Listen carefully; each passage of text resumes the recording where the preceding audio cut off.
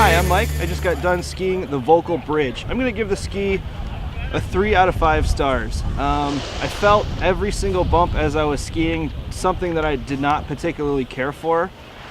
This is geared as an all-mountain park ski, so I think it would be better for the rider that's more into the park than the all-mountain. At higher speeds, it tended to be a little shaky with the long radius turns. Medium radius turns seem to be its sweet spot. So if you're kind of a guy that spends more time in the park but also wants to make some turns on the front side, I think this ski would be good for you. Again, Volkl Bridge, I give this a 3 out of 5 stars.